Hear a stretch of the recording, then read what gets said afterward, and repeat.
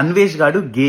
నేను ఈ రీల్ లో ఆడియో క్లిప్ పెడతా వినండి. నేను 1 year బ్యాకే క్లియర్ గా చెప్పిన వీడు ఆటగాడు కాదు ఆటగత్తె అని చెప్పేసి. నేను ఆ వీడియోలో ఎంతగానో చెప్పినా కూడా జనాలు అయితే అప్పుడు నమ్మలేదు. వీడందరినీ మ్యానిపులేట్ చేసి వీడి సైడ్ పెట్టుకున్నాడు. వైజాగ్ లో అన్వేష్ గాడు వాళ్ళ ఇంటి పక్కనే ఉన్న ఒక ఆయన గోపి సనాతన సేన అనే ఒక యూట్యూబ్ ఛానల్లో లైవ్ లో ఏం చెప్పిండో మీరే వినండి.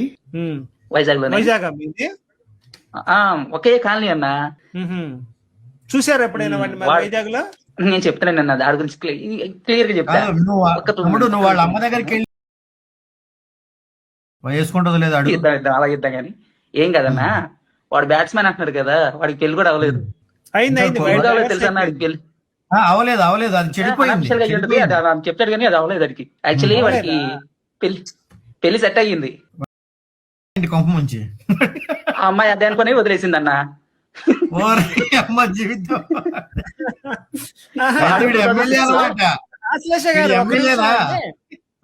సినిమా మీకు గుర్తుందా? కాదు ఒక్క నిమిషం సైలెంట్ గా ఉండండి. అదే చెప్పబోతున్నా. ఏమీ లేనప్పుడే అడ్వర్టైజ్మెంట్ పీక్ లో ఉంటుందనే సామెత మీకు మూవీ గుర్తుంది కదా, ఆగడు మూవీలో. బికాజ్ హి ఇస్ ఎ గే. ఏంటి నువ్వు చెప్పేది? డిపార్ట్మెంట్ మొత్తం అతను రొమాంటిక్ కింగ్ అంటారు. ఏరా? అవును సార్. అమ్మాయిలకు మెసేజ్లు మంత్లీకి ఒకసారి బ్యాంకాక్ లో మసాజ్. విషయం వీక్ అయినప్పుడే పబ్లిసిటీ పీక్ లో ఉంటుంది.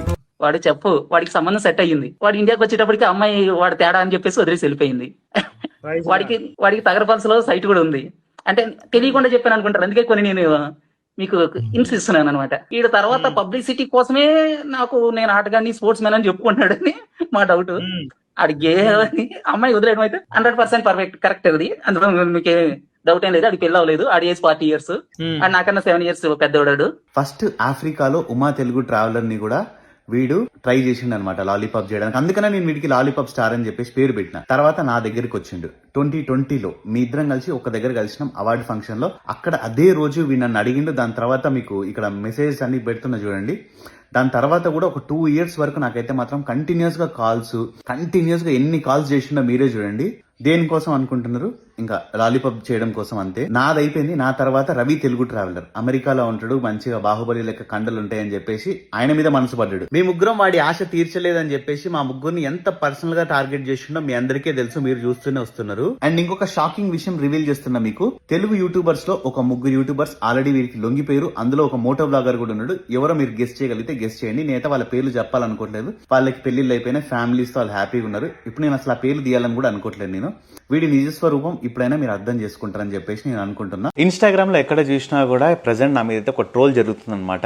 ఇప్పుడు జరుగుతున్న ప్రెసెంట్ సిచ్యువేషన్ లో మోస్ట్ హ్యాపీయెస్ట్ పర్సన్ బిఎస్వై అని చెప్పేసి. అవును, అది నిజమే. ఎందుకంటే నేనైతే లాస్ట్ 4 years నుంచి వీడి గురించి చెప్తున్నా అనమాట. వీడు ఎట్లాంటోడు, వీడి క్రిమినల్ మెంటాలిటీ ఏంది అని చెప్పేసి ఫైనల్ గా జనాలకి ఈ రోజు అయితే అర్థమైంది. వీడికి నాకు ఉన్న పర్సనల్ ప్రాబ్లం వల్ల, పర్సనల్ ప్రాబ్లం అంటే ఏం లేదు, వీడికన్నా యూట్యూబ్ లో నాకు ఎక్కువ సబ్స్క్రైబర్స్ ఉన్నారు అంతే. అప్పుడు ఫస్ట్ లో ఉమా తెలుగు ట్రావెలర్ ని ఇట్లనే చేసిండు, తర్వాత రవి తెలుగు ట్రావెలర్ ని ఇట్లనే చేసిండు, తర్వాత 2 అన్నలు అయిపోయారు, తర్వాత బావ దగ్గరకు వచ్చినమాట. ఫైనల్ గా అసలు ఈ ఛానల్ ఉంటుందా పోతుందా అనే దాకా తెచ్చుకున్నాడు వీడు. వాడి నిజస్వరూపం జనాలకి ఇప్పుడైనా అర్థమైనందుకు నేనైతే మాత్రం చాలా హ్యాపీగా ఫీల్ అవుతున్నా. ఎందుకంటే వాడిలాగా నేను ఎప్పుడు మన దేశాన్ని దూషించలేదు, మన మతాన్ని దూషించలేదు, వేరే మతాలని కూడా నేను ఎప్పుడు దూషించలేదు, నేను ఎవరిని ఎటువంటి మాటలు అనలేదు. మేబీ నేను ఒకటే అనుకుంటున్నా, నేను నా బైక్ రైడ్ స్టార్ట్ చేసే ప్రతిసారి మీకు గుర్తుందో లేదో నేను జై శ్రీరామ్ అని చెప్పి బైక్ రైడ్ స్టార్ట్ చేసేస్తా ప్రతి వీడియోలో, ప్రతిరోజు. నాకు తెలిసి ఆ రాములు వారే నాకు ఈ సంతోషాన్ని ఇచ్చిరని అనుకుంటున్నా. జై శ్రీరామ్. అండ్ అంతే, ఇంకొక విషయం, నేను చేసిన ప్రమోషన్ కి నేనైతే స్టిల్ ఇంకా పనిష్మెంట్ అనుభవిస్తూనే ఉన్నా.